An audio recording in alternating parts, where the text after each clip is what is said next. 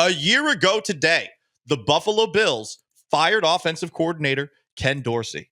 And the results after that, the Buffalo Bills, who looked rough and at one point had a bit of a hit piece come out at the Go Long Substack with our friend Tyler Dunn, where it was found out that Sean McDermott uses, let's just say, unconventional methods to motivate his troops. 9/11 hijackers, for one, among others. You would think that after that comes out that coach is going to be gone. But guess what? In a world after Ken Dorsey, Joe Brady, and that Bills offense looked pretty damn good down the stretch, started running the football more, less Stephon Diggs. Stephon Diggs wasn't thrilled about that. That's why he's with you this year. And they get to the second round of the playoffs against the Chiefs. The different approach did not work, but they have been playing a lot better since then because they're 8-2 to start this year. You beat them. I mean, that's the best thing the Texans did this year. You beat them. Looked like you could have beaten them by more. And yeah, you did have to hang on for dear life at the end because the second half is just like, keep on happening.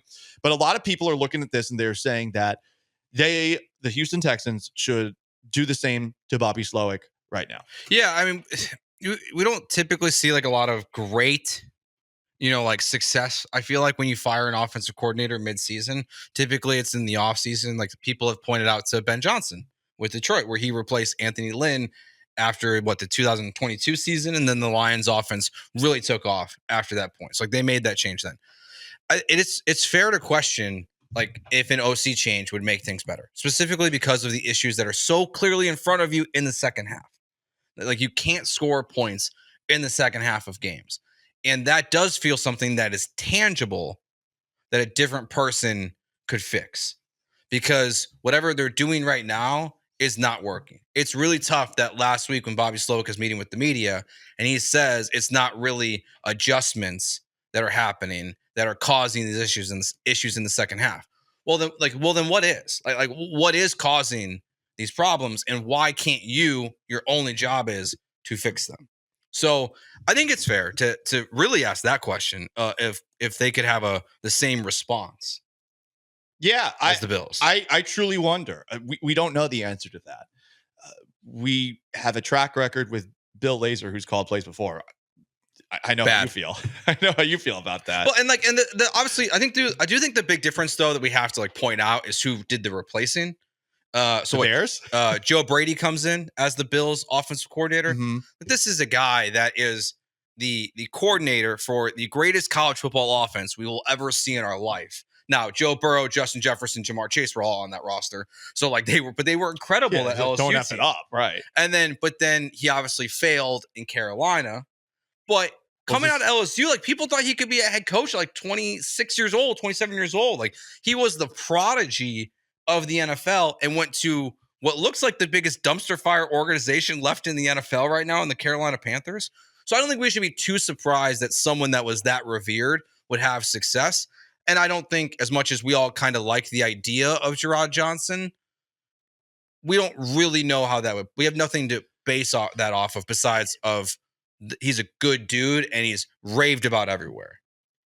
He earned that raise that he got working with CJ Stroud last year. There are certainly good vibes with him. But yeah, he would be learning on the fly a little bit. And you got to wonder if that actually hurts the Texans in the short term. The good news is the AFC South is pretty much on lockdown. And the next 3 games, the Texans are also not going up against very good teams. So you could argue, hey, this could be a perfect time for a ramp-up period. You wonder, and on the Twitter spaces I did earlier today, the idea was broached by Corey Barrett, like, hey, like what would happen if the bye week was a little earlier? Because the Texans are kind of screwed by where their bye week is. It's week 14. Would they think about this a little bit more? And maybe not even firing Bobby Slowik, but just changing roles. Because changing roles probably makes more sense than getting rid of him entirely. I feel like at this moment in time, removing somebody, addition by subtraction is not happening in the middle of a year. And especially when you got to go on to the next game and the next game and the next game. There's no break in between. And then you're going to have the 3 games in 10 days. You don't want to do it then either. Yeah, I think they missed their boat if they were going to do it. That's why I really don't think it's going to happen at all. The boats have been burned. This was it. This was the window to play Sunday night and then to not play again until Monday because of where your bye week's at. It's a great point. We also saw this week the Chicago Bears fire offensive coordinator Shane Waldron, and Bears players are reacting to that today. Oh boy. Here first is wide receiver DJ Moore being asked a question about Waldron. Monday, one of the primary things he was looking to change was the in-game communication. What do you think was lacking? You speaking from a coordinator, a play caller perspective, what do you think was lacking with the in-game communication from play caller to players?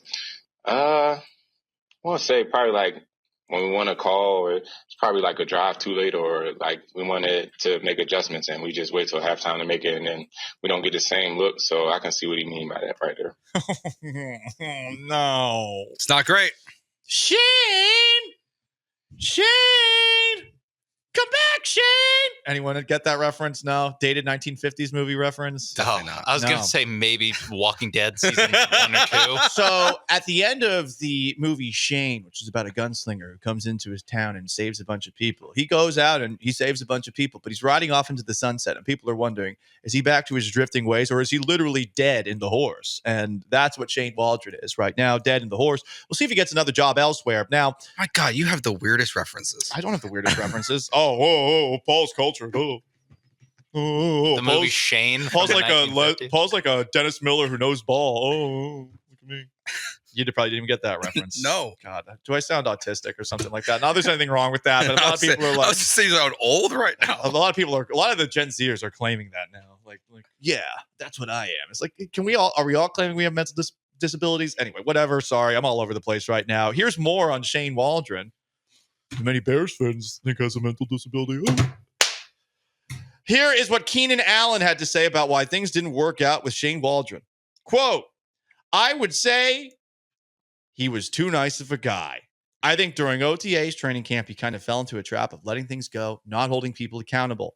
Obviously, those things lead to a slippery slope. People are saying the same thing about Bobby Slowik, for what it's worth. I don't know that people actually know that's what's going on with Bobby Slowik. I think it's more speculation. You look at him, he's a 37-year-old guy who doesn't look that dissimilar to me, and you're like, is this guy yelling at CJ Stroud when he does poorly? Can he get away with that? Can he pull that off?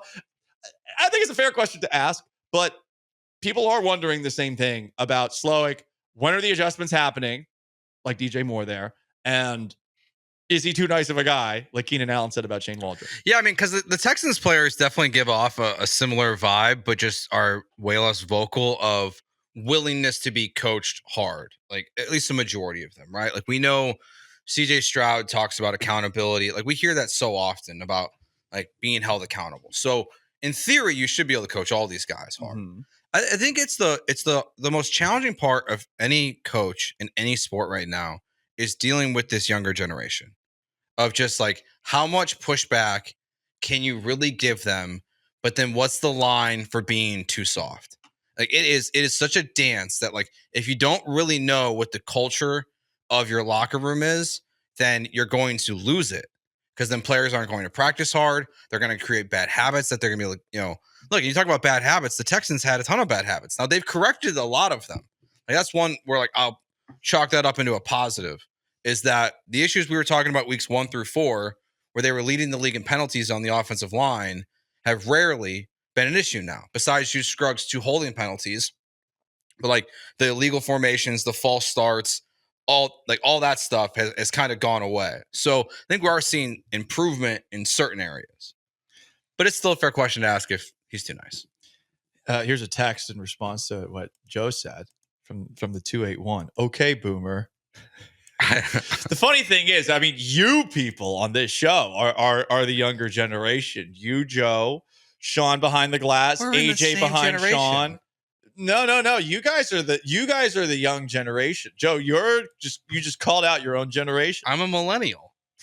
Yeah. I'm also a millennial for the sake of this conversation. I think Paul's also you're in Gen Z. We all know this. We did the math. You're in Gen Z. I'm on the edge. You're the senior advisor to Gen Z. Elder Gen Z. I agree with Joe. I do think it's definitely changing the way that players want to be treated. They want to be treated with respect. You actually want a guy like D'Amico Ryans running the show, but I also wonder, hey, sometimes you need an a-hole to get the most out of it. There's a balance. There's a balance between letting of holding guys accountable and being kind of what you don't want to be Bill Belichick. I think today, even though it worked so well for him for so long, but I think today Bill Belichick does not work. But then when you're near Hall of Fame wide receiver is saying you're too nice. There's two ends of the spectrum, and you want to find like that middle ground. It's what's interesting. I feel just everything that we see these days, it's a pendulum in culture everywhere. We go one way very far, and then we go back the other way. And I wonder if there will be a return to the old school, you can't drink water, you puss, like coaches that we used to see at practice. Chew on a salt tablet, you little bitch, like that stuff. Like, is that ever going to come back? Because I will say the generation after Gen Z, they're very comfortable saying the same things that Gen X was saying back in the day. Sure. They're dropping the F-bomb, the other F-bomb, the R word. Like, those are back from the real young kids all of a sudden. It is a pendulum. That's true. So I do wonder if we get that. I'm trying to think off the top of my head, who is really like the most fire and brimstone gets into his players' coaches? Is it Mike Tomlin? Is it Jim Harbaugh? I'm wondering how many there are. I would say probably the Harbaughs, Tomlin, kind of the outside perspective, even though it's very rah a lot of the times. Like, you just get that vibe from Dan Campbell that like he's just chewing guys out all the time. I mean, I think there's a bunch of coaches who probably try it who are really bad at it. Doug Peterson, for example. I bet you Doug Peterson tries to be really critical and kind of a hard ass to his players, but he's probably lost them all. How's Dable? Dable seems like he'd be. I didn't watch the Hard Knocks, but again, he wasn't coaching players. He was just sitting there talking about Daniel Jones. Feels a little like Bill O'Brien-y, like he's a little teapot. I just say that because he coached with Saban, or he was the offensive coordinator for Saban. He also coached with the Patriots, so I imagine he has some of that DNA in him. But I don't think he's. And yet, Daniel Jones is still their starter. Well, Drew Lock sucks, apparently. Well, he must be the worst quarterback on planet Earth. I think I forget who said this. I want to say I was listening to Bomani Jones' podcast, and I think he said we're seeing history with Daniel Jones. Like, or maybe it was Russillo. I forget. Maybe it was Russillo. One podcast said we will never see a quarterback get this much rope. Oh yeah, again. I heard that. Yeah, it was Russillo. Yeah. He's right. We'll never see this again. Like, we will never see a quarterback. It is incredible. Yeah. Shout out to Daniel Jones. Like Anthony Richardson and Bryce Young got benched this season. Yeah, Daniel Jones is on his second contract. Richardson got and benched everyone knows back. he sucks. Yeah, it's funny. And some Giants fans don't even want him replaced because they want to draft Travis Hunter. Yeah, exactly. Well, good luck with that. Like they would have take for Arch Manning in 2026 already. Like, he's their Davis Mills, except they pay him $40 million a year. Yeah.